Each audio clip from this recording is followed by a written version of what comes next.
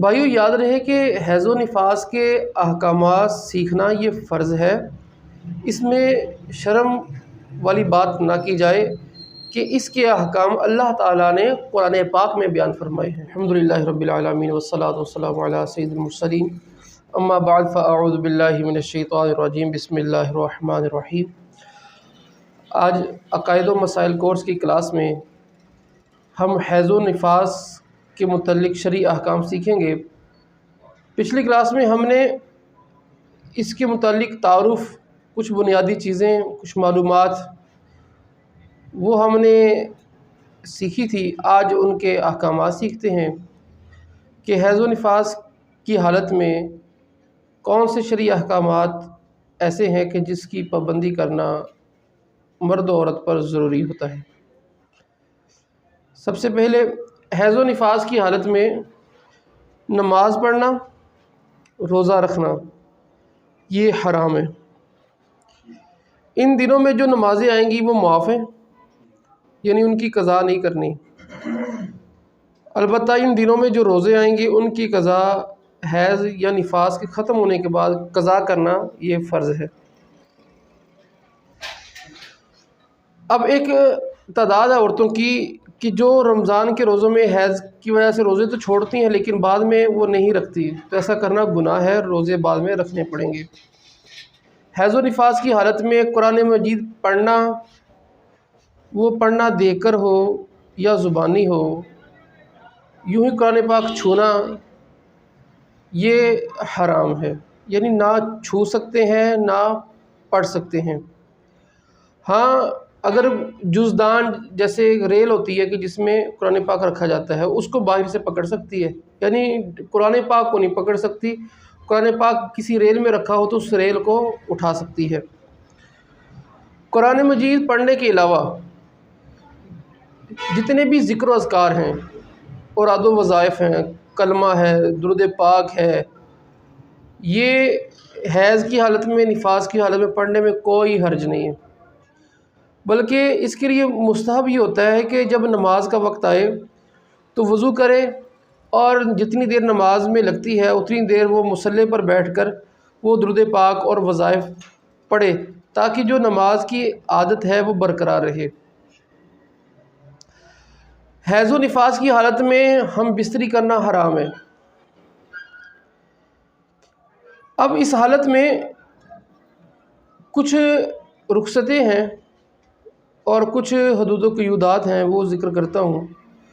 جب عورت حیض و نفاس کی حالت میں ہو، عورت کی ناف سے لے کر عورت کے گھٹنوں تک اس بدن کے حصے سے مرد کو چھونا جائز نہیں ہے۔ جسم کو چھونا جائز نہیں، یعنی ناف سے لے کر عورت کے گھٹنوں تک حیض و نفاس کی حالت میں شوہر کا چھونا جائز نہیں ہے۔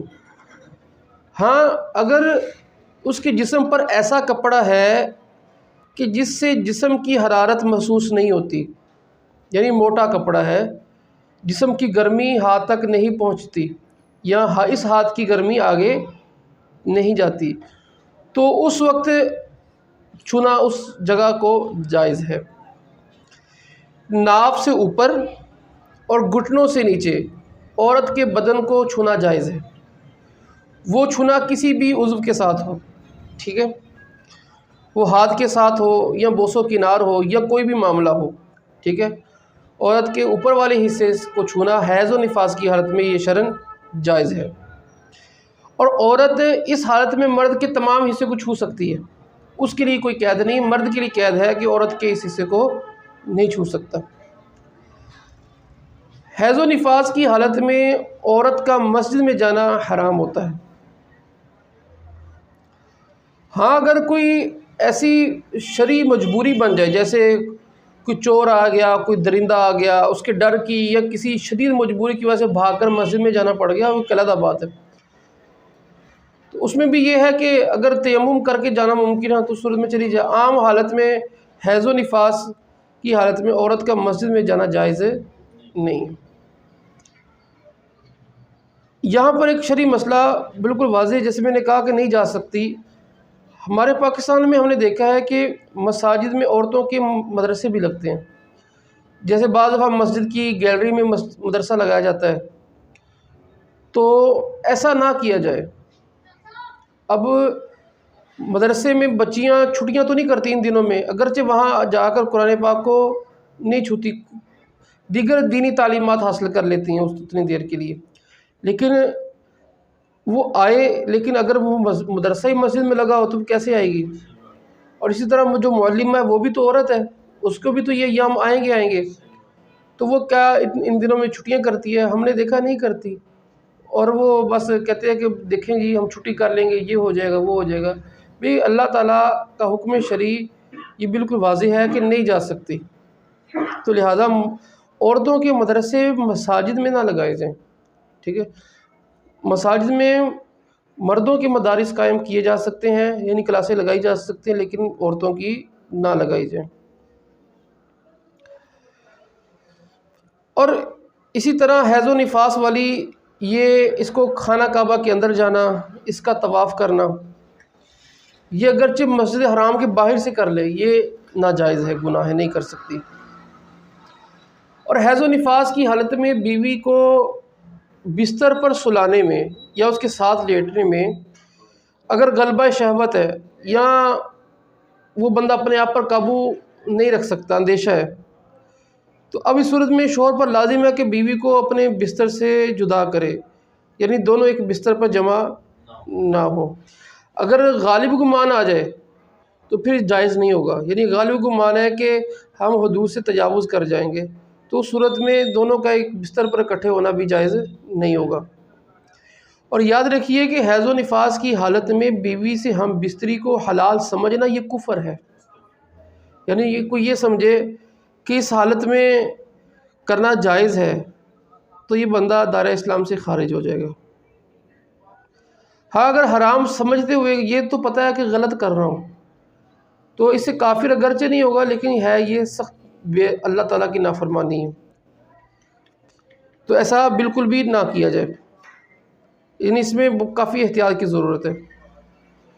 اب حیض و نفاس بعض دفعہ روزے کی حالت میں آ جاتا ہے، اب کیا کیا جائے؟ دیکھیے روزے کی حالت میں حیض آ گیا یا نفاس آ گیا، وہ روزہ وہ چلا جائے گا، یعنی ٹوٹ جائے گا، اس کی قضا کرنا بعد میں لازم ہوگا. اسی طرح نفلی روزہ رکھا تھا اس میں آ گیا تو اس کی بھی قضا کرنا بعد میں لازم ہو جائے گا. اور حیض اگر پورے 10 دن پر ختم ہو تو پاک ہوتے ہی عورت سے ہم بستری کرنا جائز ہے، یعنی اگرچہ ابھی تک اس نے غسل نہیں کیا، لیکن اگر تو 10ویں دن بند ہوا تو اگرچہ اس نے غسل نہیں کیا تب بھی اس سے ہم بستری کرنا جائز ہے، لیکن پھر بہتر ہے، مستحب ہے کہ اس وقت بھی کر لیا جائے.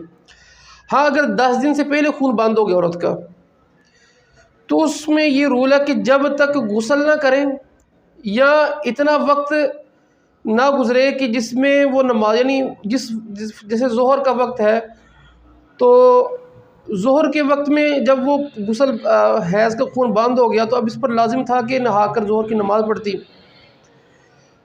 اگر یہ وقت گزر گیا، یعنی یا تو غسل کر لیا تب فوراً جماع جائز ہے، ٹھیک ہے، 10 دن سے پہلے ہی، یعنی غسل کرنے کے لیے جماع کرنے کے لیے 2 چیزیں میں سے کوئی ایک چیز ضروری ہے، یا تو عورت غسل کر لے تب جماع جائز ہے، ٹھیک ہے، یا جس وقت میں پاک ہوئی وہ وقت گزر جائے، ہاں گزر جائے تو اب جماع جائز ہو جائے گا. جیسے میں نے کہا کہ حیض و نفاس کی حالت میں قرآن پاک پڑھنا حرام ہے، سننا حرام نہیں ہے. عورت حیض کی حالت میں، نفاس کی حالت میں تلاوت قرآن سن سکتی ہے، اس میں کوئی حرج نہیں ہے. اچھا، اب اس کے بعد ایک اور چیز یہ ہے کہ جو عورتیں اوراد و وظائف کرتی ہیں، وظیفے پڑھتی ہیں، اس میں ایک سوال آتا ہے کہ ایسے وظیفے جو قرآنی آیات پر مشتمل ہوتے ہیں، جیسے لا الہ الا انت سبحانک انی کنت من الظالمین، یہ پڑھنا ہے. اسی طرح رب زدنی علما پڑھنا ہے. اور بھی اسی طرح کئی ایک ہیں، قُل رَبِّ ارْحَمْهُمَا كَمَا رَبَّيَانِي صَغِيرًا، ٹھیک ہے، وَأُفَوِّضُ أَمْرِي إِلَى اللَّهِ إِنَّ اللَّهَ بَصِيرٌ بِالْعِبَادِ۔ وہ دعائیں، وہ وظیفے جو قرآن آیات پر مشتمل ہوتی ہیں، جیسے آیت الکرسی پڑھنا، ٹھیک ہے، وظیفے کے طور پر پڑھی جاتی ہے، نماز کے بعد پڑھی جاتی ہے، یا ویسے ہی رب کو یاد کرنے کے لیے پڑھا جاتا ہے۔ دیکھیں یہ جو قرآنی آیات ہوتی ہیں جو وظائف کے طور پر پڑھی جاتی ہیں، اس میں اصول سمجھ لیں، وہ قرآنی آیات جس میں دعا کا مطلب پایا جاتا ہے، جس میں دعائیں ہیں،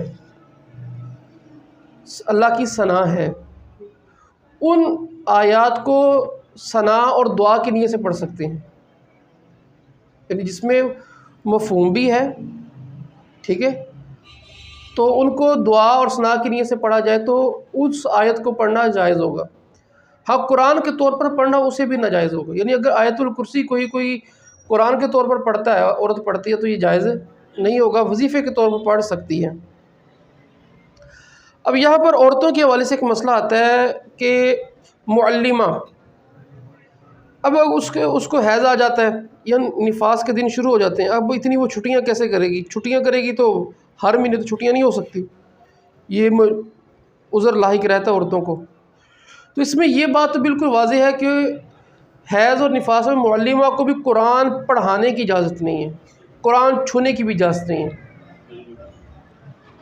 ہاں اس کے لیے ایک مخصوص طریقہ ہے، اس کے ذریعے وہ پڑھا سکتی ہے، وہ یہ ہے کہ کوئی بھی جملہ ہے قرآن کا، 2 کلموں کو ایک سانس میں نہ پڑھے، ٹھیک ہے، توڑ کر پڑھے، یعنی ایک کلمہ پڑھ کر سانس توڑ دے، پھر اس کے بعد دوسرا پڑھے۔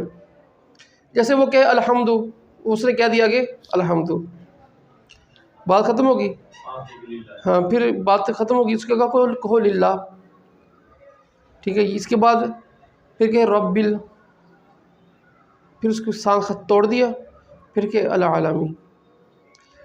تو اگر یہ یوں پڑھے گی الحمدللہ رب العالمین تو یہ درست نہیں ہوگا۔ اچھا، جو یہ ہے معلمہ کو، ٹھیک ہے، یہ معلمہ کو ہے۔ اب جو بچیاں ہیں وہ کیا کریں؟ اب دیکھیں قرآن پاک تو وہ بھی نہیں پڑھ سکتی، اب اتنی چھٹیاں کریں گے قرآن مطلب یاد نہیں رہے گا۔ اس کا ایک حل ہوتا ہے کہ کوئی ایسی بہن کی جسے نفاس کے دن نہیں ہے، حیض کے دن نہیں ہے، اسے کہے کہ میرا سبق کھول دو، وہ اس کو دیکھ لے، زبان سے نہ پڑھے، یعنی اپنے دماغ میں اس کو دہراتے جائے، یعنی دماغ میں پڑھ رہی زبان نہیں ہلا رہی، یعنی بغیر زبان ہلائے اپنے دل میں، جس کو ہم کہتے ہیں پڑھنا، تو وہ مطلب یہ کر لے۔ ہاں اس کے لیے وضو کرنا ضروری نہیں ہے، ٹھیک۔ تو اب یہ ہے کہ وہ وضو کیے بغیر وضو کر لے تو ایک ٹھیک ہے عمل، لیکن وضو کرنا اس کے لیے ضروری نہیں ہے۔ اب ایک اور مسئلہ یہ ہے کہ ظہر کا وقت تھا، شروع ہو گیا تھا، ظہر کا وقت داخل ہو گیا، عورت نے بھی نماز نہیں پڑھی تھی، یعنی آدھا وقت گزر گیا تھا، کوئی بھی نماز لگا لیں، آدھا وقت گزر گیا تھا، یہ جتنا بھی، یعنی البتہ شروع ہو گیا تھا۔ شروع ہونے کے بعد اب حیض آیا، یعنی آدھا گھنٹہ گزر گیا، 20-25 منٹ 30 منٹ گزر گیا، اب حیض آیا، تو ویسے تو حیض میں نماز معاف ہے۔ اب یہاں پر سوال یہ ہے کہ اس کے جو پہلے 30 منٹ یا 1 گھنٹہ اس حالت میں گزرا کہ جس میں نماز پڑھ سکتی تھی، کیا اس وجہ سے اس پر نماز پڑھنا فرض ہوگا، قضا کرنا لازم ہوگی جب ٹھیک پاک ہوگی؟ نہیں، اس پر بھی نماز قضا کرنا لازم نہیں ہوگی۔ اس کا قاعدہ کلیہ کیا، کیوں نہیں ہے، یہ سمجھنے کی ضرورت ہے۔ دیکھیں فرضیت جو نماز ہوتی ہے نا، اس کا جو سبب حقیقی ہے وہ یہ ہے کہ وہ نماز کے آخری وقت میں متوجہ ہوتا ہے، ٹھیک ہے، یعنی جب نماز کا وقت اتنا رہ جائے جس میں بندہ فرض پڑھ سکتا ہے، تو اس وقت میں وہ فرضیت اللہ تعالیٰ کی طرف سے حکم متعلق ہوتا ہے یعنی شریعت کی طرف سے رخصت رکھے گی نا، یعنی یہاں سے لے کر یہاں تک ٹائم ہے، اس میں جب چاہے بندہ پڑھ سکتا ہے، ٹھیک ہے. پہلے 10-20 منٹ نہیں پڑھے گا تو گناہ گار نہیں ہے، لیکن اب وقت اتنا رہ گیا ہے کہ جس میں وہ نماز مطلب نہیں پڑھے گا تو وقت گزر جائے گا، تو اب اس وقت میں پڑھنا فرض ہو گیا، یعنی باعتبار وقت کے نا. تو اب آخری وقت اس کا وہ ہے، وہ حیض کی حالت میں ہے، اور حیض کی حالت میں کیا نام ہے، عورت پر نماز فرض نہیں ہوتی. اب ایک اور مسئلہ، عورت عمرے پہ گئی ہے، عورت حج پہ گئی ہے، عورت کو حیض آ گیا، اب کیا کرے؟ توجہ ہے نا اب سب کی؟ اب وہ کیا کرے گی؟ اب اس میں سب سے پہلا حکم شرعی یہ ہے کہ عورت اپنی ٹکٹ منسوخ کروائے. یعنی اب اس نے احرام باندھا ہوا ہے اور حیض آ گیا ہے، اور ابھی اس دن تک حیض ختم ہی نہیں ہونا جس دن تک اس نے واپس جانا ہے، احرام باندھ لیا، اب کیا کرے؟ دیکھیے اب یہ ہے کہ سب سے پہلے اپنا ٹکٹ منسوخ کروائے اور پھر انتظار کرے پاک ہونے کا، یعنی اس کو اپنی ڈیٹ کو بڑھائے. تو ہاں البتہ اگر ٹکٹ منسوخ نہیں ہوتا یا اس کے پاس پیسے نہیں ہیں، ٹھیک ہے، یا اتنا دشواری ہے کرنے میں، اب اس پر ہے تو حرام کہ مسجد حرام میں داخل ہو اور اس حالت میں طواف کرے. ہاں البتہ اگر اس نے اس حالت میں کر لیا، ٹھیک ہے، تو طواف ہو جائے گا، طواف کا جو فرض ہے وہ ادا ہو جائے گا، اور اس پر اس گناہ کی توبہ کرنا لازم ہوگا، اور اس وجہ سے اس کے اوپر ایک دم دینا بھی لازم ہوگا، یعنی حرم میں ایک بدنہ دینا بلکہ لازم ہوگا. بدنہ یہ کہ گائے یا اونٹ کی قربانی، ٹھیک ہے، یہ اس میں لازم ہوگا. تو یہاں پر یہ خیال کرنا چاہیے. اچھا پھر ساتھ ہی یہ سوال کیا جاتا ہے کہ اچھا کیا عورتیں گولیاں کھا سکتی ہیں کہ ان کو حیض ہی نہ آئے؟ جسے عمرے پر جانے والی عورتیں یا حج پر جانے والی عورتیں استعمال بھی کرتی ہیں.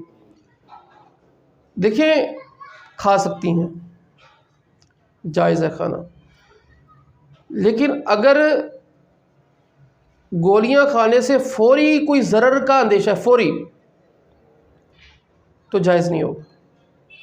اللہ تعالیٰ نے قرآن پاک میں واضح فرمایا وَلَا تُلْقُوا بِأَيْدِيكُمْ إِلَى التَّهْلُكَةِ، اپنے ہاتھوں ہلاکت میں نہ پڑو.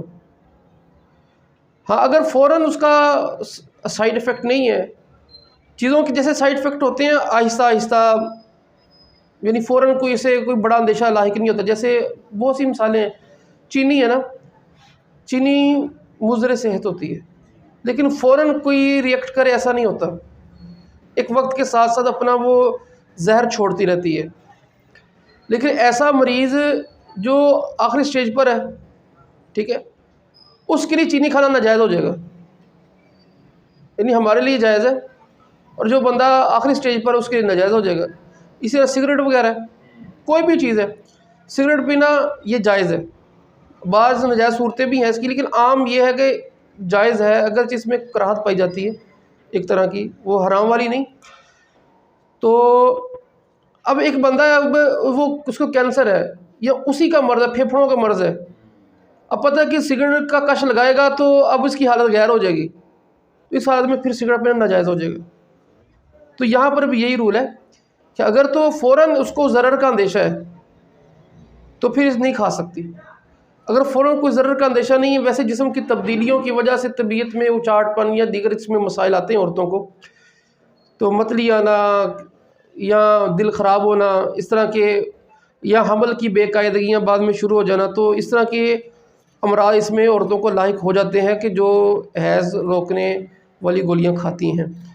تو کھانا جائز ہے، لیکن اگر فوری نقصان کا اندیشہ ہے تو پھر نہیں کھا سکتی.